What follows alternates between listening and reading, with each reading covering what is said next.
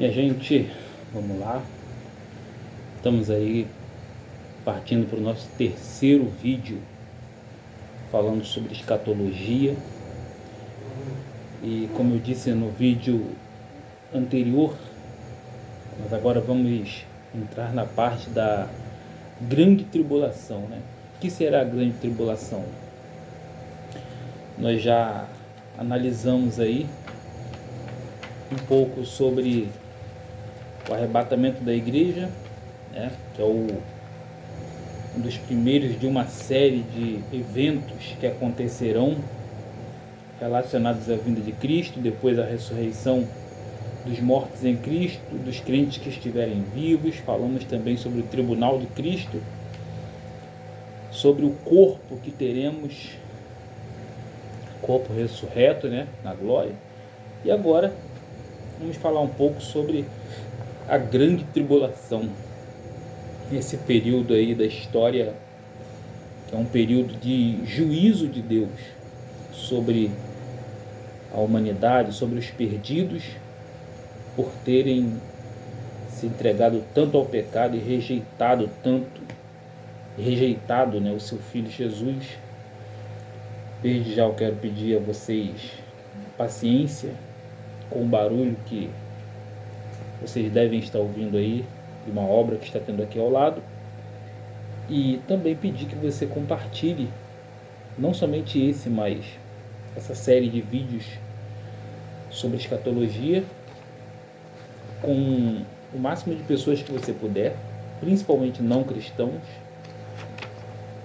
e que você curta, comente, para poder o YouTube entender que é um vídeo relevante, importante, e assim divulgar para mais pessoas. Tá bom? Com certeza Deus estará nos abençoando e que Ele nos dê uma aula mais que abençoada para a glória do nome dEle. A grande tribulação, ou a tribulação a grande, como queiram. Vamos lá. Quando vai acontecer a grande tribulação? O que vai ser a grande tribulação, né? O que vai ocorrer na grande tribulação? Logo após o arrebatamento da igreja começará a grande tribulação, ou a 70ª semana de Daniel, que é o período de angústia para Jacó, como está lá em Jeremias capítulo 30, versículo 7. Jesus falou sobre a grande tribulação em Mateus, no capítulo 24, do versículo 4 ao versículo 30.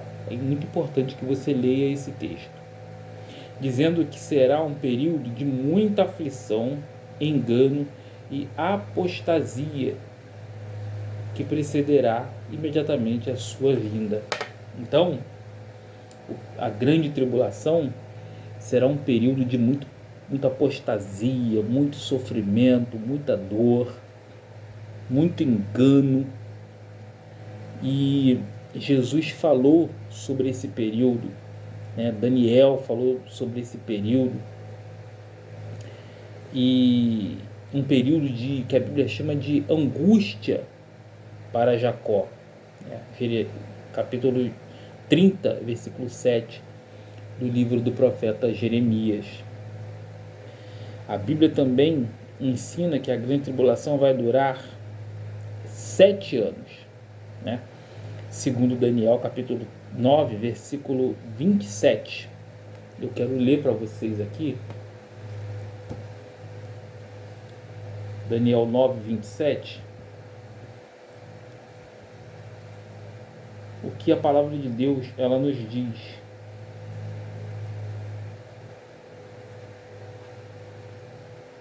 Daniel 9, 27 nos aponta que esse período vai durar por aproximadamente 7 anos. Daniel, cadê Daniel? Tá fugindo, Daniel? 9, 27, perdão, 9, 27. Que diz assim, ó: ele fará firme aliança com muitos por uma semana.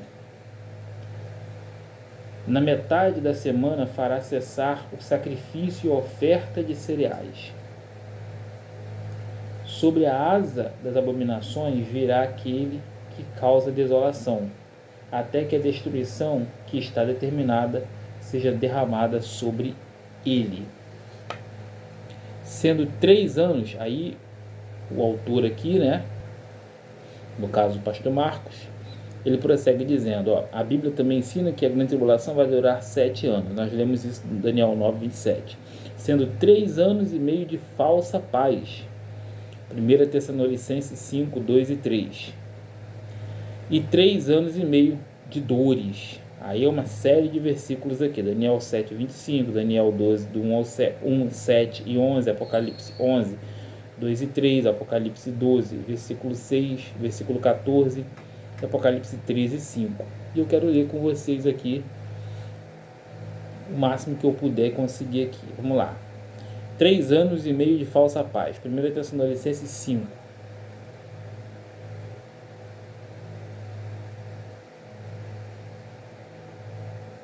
Cinco, 2 e 3. 1 Tessalonicenses 5, 2 e 3. Nos diz assim a Escritura: porque vocês sabem perfeitamente que o dia do Senhor vem como ladrão à noite, quando andarem dizendo paz e segurança, né, aquela falsa paz, eis que lhes sobrevirá repentina destruição, como vem as dores de parto à mulher que está para dar à luz, e de modo nenhum escaparão. Então aí, 3 anos e meio de falsa paz. O mundo vai achar que está tudo sereno. O mar está calmo, está tudo tranquilo e favorável, né? Quando de repente virá repentina destruição, como vem as dores de parto sobre a que está para dar à luz. E aí a Bíblia diz que de modo nenhum eles escaparão. E aí depois a Bíblia diz que serão 3 anos e meio de dores mesmo. Daniel 7, 25. Olha o que diz a palavra. Daniel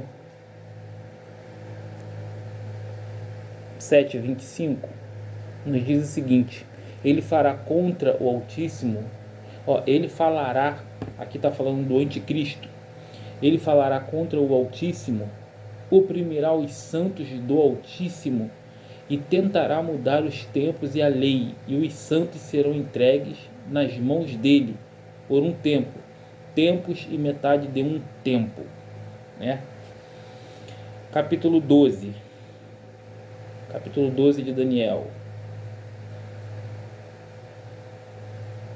E aí nós temos aqui o versículo 1, que diz o seguinte: nesse tempo se levantará Miguel, o grande príncipe e defensor dos filhos do povo de Deus, e haverá tempo de angústia como nunca houve, desde que existem nações até aquele tempo.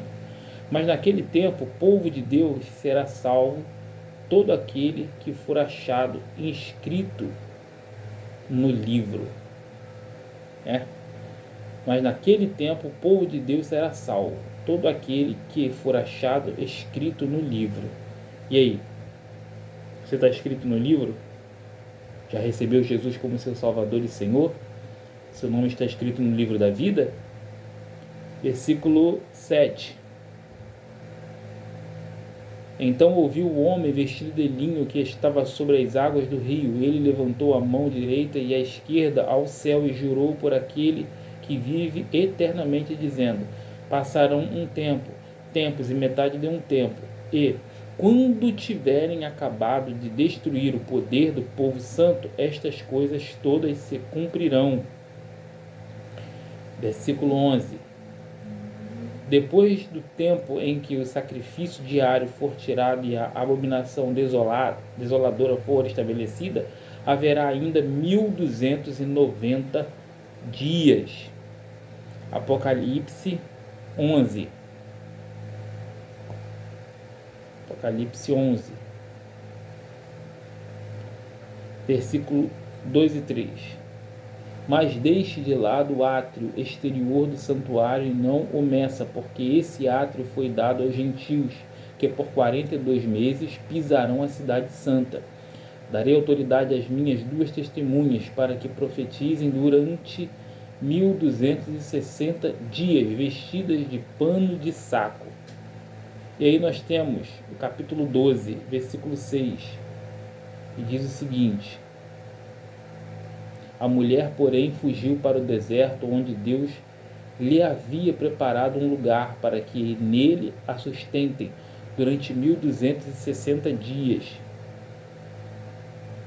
14, versículo 14. Gente, estou enxergando mal. Paciência comigo. Mas foram dadas à mulher as 2 asas de grande águia, para que voasse para o deserto, para o seu lugar, aí onde é sustentada durante um tempo, tempos e metade de um tempo, fora do alcance da serpente. Capítulo 13, verso 5. Verso 5 diz o seguinte, versículo 5. Foi-lhe dada uma boca que proferia arrogância e blasfêmias, e foi-lhe dada autoridade para agir durante 42 meses.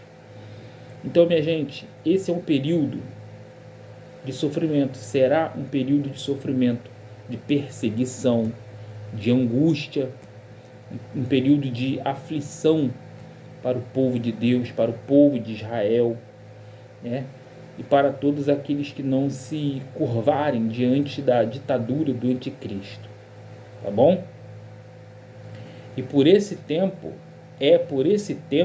olha só que interessante, é por esse tempo que o anticristo estará atuando de maneira poderosa sobre toda a terra. É interessante entender aqui que o anticristo, ele será um político, né?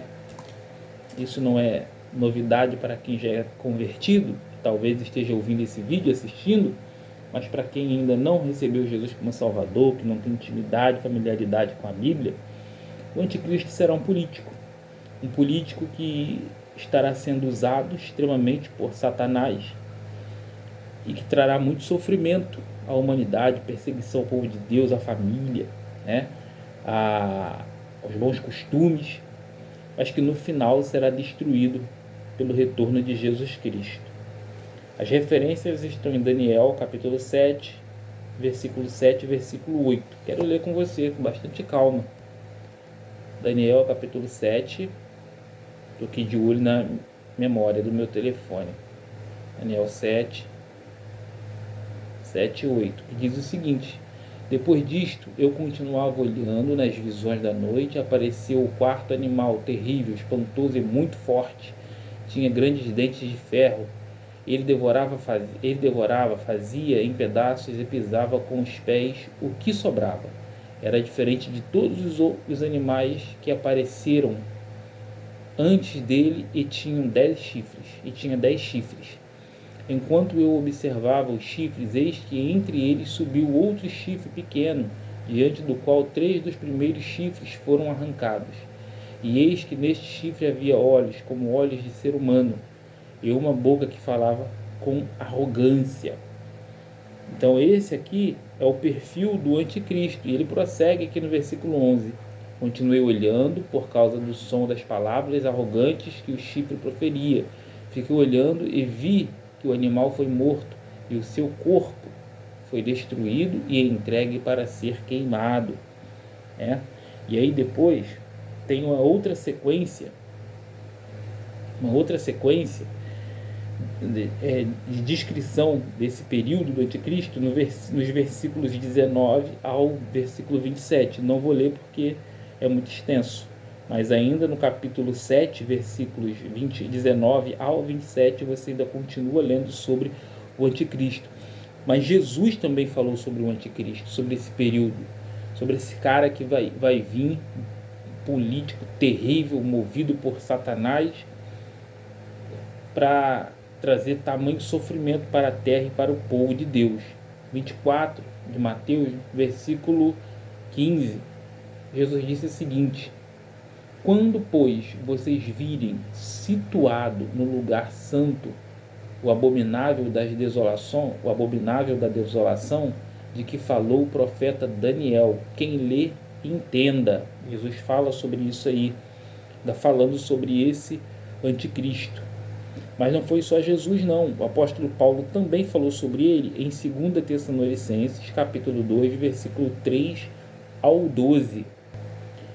E eu quero ler com vocês aqui, 2 Tessalonicenses, capítulo 2, versículo 3 ao 12. 2 Tessalonicenses, vamos lá. Capítulo 2, versículo 3 ao versículo 12. Ninguém de modo nenhum os engane, porque isto não acontecerá sem que primeiro venha a apostasia e seja revelado o homem da iniquidade, o filho da perdição, o qual se opõe e se levanta contra tudo que se chama Deus, ou é objeto de culto, a ponto de assentar-se no santuário de Deus, apresentando-se como se fosse o próprio Deus. Vocês não lembram que eu costumava lhes dizer estas coisas quando ainda estava com vocês? E agora vocês sabem o que o detém, para que ele seja revelado a seu tempo. Dá uma pausa aqui, gente. O que detém o anticristo nesse momento? Bom, sem sombra de dúvida, é a soberania de Deus, a vontade de Deus. Mas existe alguém mais que está o detendo? Bom, muitas pessoas dizem, muitos estudiosos dizem, a igreja o está detendo, o Espírito Santo está detendo, a pregação do Evangelho está detendo. A Bíblia não é clara sobre esse assunto. Agora, para mim, e eu acredito que para qualquer cristão, a soberania de Deus está detendo o anticristo. Ele só não se manifestou ainda porque Deus não quis. Na sua soberania, no seu controle de todas as coisas, Deus ainda não quis. Ok? Porque o mistério da iniquidade já opera e aguarda somente que seja afastado aquele que agora o detém. Então será revelado o iníquo, a quem o Senhor Jesus matará com o sopro da sua boca e destruirá pela manifestação da sua vinda. Ora, o aparecimento do iníquo é segundo a ação de Satanás, com todo poder, sinais e prodígios de mentira, e com todo engano de injustiça, aos quais estão perecendo, porque não aos que estão, e com todo engano de injustiça aos que estão perecendo, porque não acolheram o amor da verdade para serem salvos. É por este motivo que Deus lhes envia a operação do erro, para darem crédito à mentira, a fim de serem condenados todos os que não creram na verdade, mas tiveram prazer na injustiça. Então é isso. Esse aqui vai ser o anticristo. Este será o anticristo. E o final dele será com a aparição do Senhor Jesus Cristo, que o irá destruir. Importante termos em mente isso, que o Senhor tem o controle da história nas mãos. Por mais terrível que pareça tudo isso, catastrófico, assustador, Deus tem o controle desses eventos em suas mãos, ok? E aí, em último lugar, Apocalipse, capítulo 13, versículos do 1 ao 8. Apocalipse 13. Versículos do 1 ao versículo 8. Vi emergir do mar uma besta que tinha 10 chifres e 7 cabeças, e sobre os chifres 10 diademas, e sobre as cabeças nomes de blasfêmia. A besta que vi era semelhante a leopardo, com pés como de urso e boca como de leão. E o dragão deu à besta o seu poder e o seu trono e a grande autoridade. Aqui você lembra do que foi dito lá, Paulo disse aos Tessalonicenses, no capítulo 2, 2 Tessalonicenses 2, que a aparição do anticristo vai ser segundo a eficácia de Satanás. Aí nós temos aqui João confirmando isso aqui, versículo 2 de Apocalipse, capítulo 13. E o dragão, Satanás, deu à besta o seu poder e o seu trono e grande autoridade. Uma das cabeças da besta parecia ter sido golpeada de morte, mas essa ferida mortal foi curada, e toda a terra se maravilhou seguindo a besta. E adoraram o dragão, porque deu a sua autoridade à besta. Também adoraram a besta, dizendo: quem é semelhante à besta? Quem pode lutar contra ela?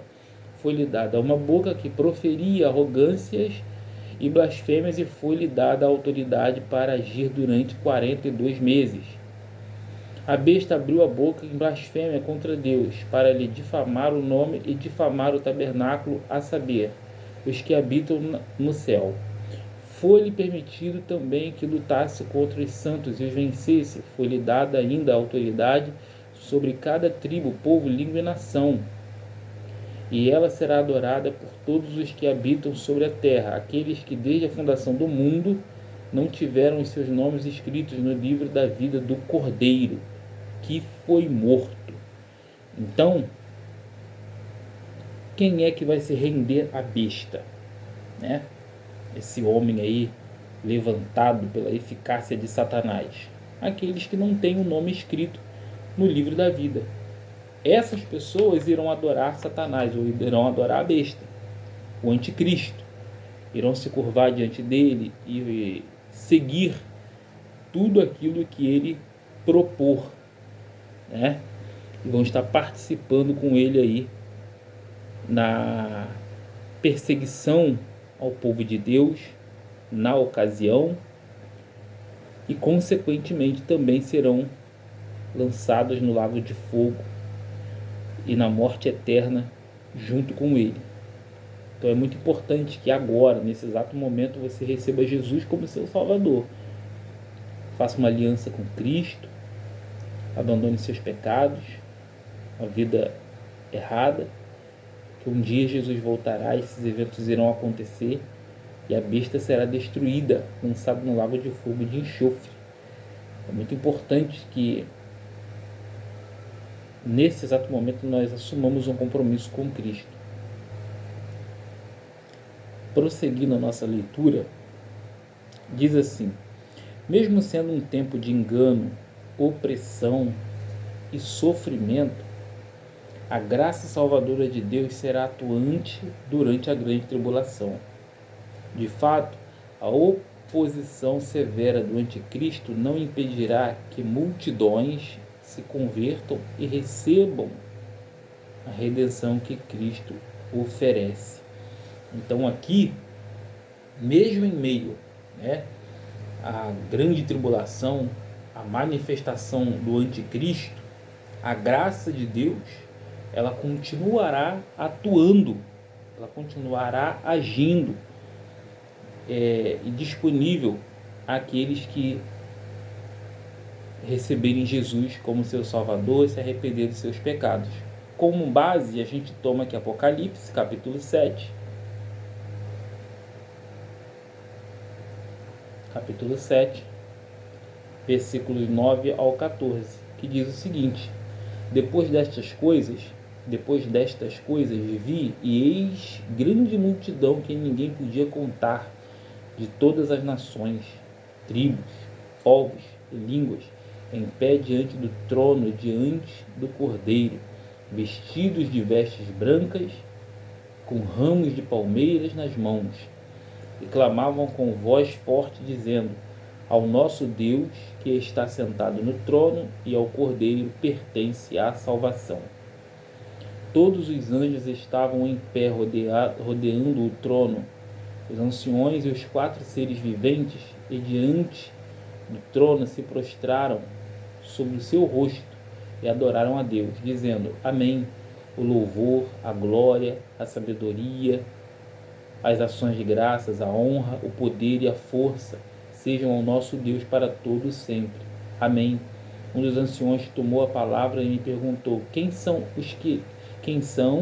e de onde vieram estes que estão vestidos de branco? Respondeu: O Senhor sabe.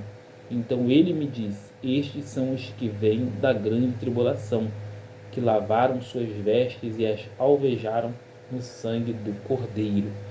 Então, na visão pré-tribulacionista, né, ou na visão pré-milenarista, o pré-milenarismo e pré-tribulacionista, na grande tribulação haverá pessoas salvas.